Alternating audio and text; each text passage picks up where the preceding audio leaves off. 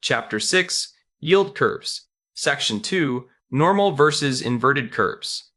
The shape of the yield curve gives you a quick read on what the bond market is pricing in. When yields rise as maturities get longer, that's a normal curve. When short-term yields sit above long-term yields, the curve is inverted. In both cases, the slope reflects expectations about growth, inflation, and where policy may be headed. A normal yield curve is the shape investors see most often. Short-term bonds usually pay lower yields, while longer-term bonds offer higher yields as compensation for tying money up for more time. That pattern often shows up when the economy is expanding and conditions look fairly steady. Why does that upward slope usually happen? Part of the answer is expectation. Investors may think growth will continue and inflation will stay manageable. The other part is compensation, because holding a longer bond brings more uncertainty, so investors typically want a term premium in return.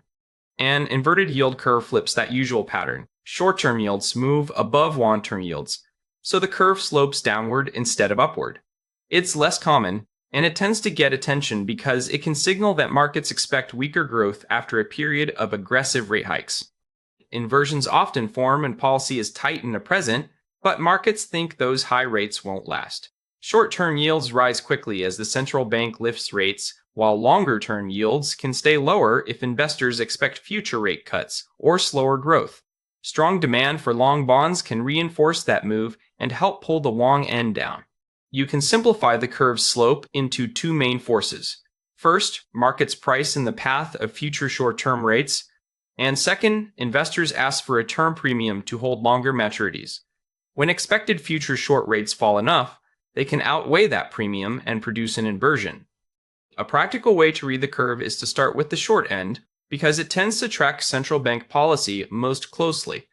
Then compare those yields with longer maturities, which reflect longer run expectations and term premium. If the gap is positive, the curve is normal. If it shrinks towards zero, it's flattening. And if it turns negative, the curve is inverted. A common check is the difference between the 10-year Treasury yield and the 2-year yield. If the 2-year is 4.20% and the 10-year is 3.85%, the spread is negative 0.35% or negative 35 basis points, which means inversion. Later, if the 10-year rises above the 2-year by 30 basis points, the curve has moved back to a normal upward slope. The signal matters, but it needs context. An inversion is a warning, not a countdown timer, and a flat curve is not the same thing as a truly inverted one. It also helps to look at more than one spread, because market expectations can shift quickly and different parts of the curve can tell slightly different stories.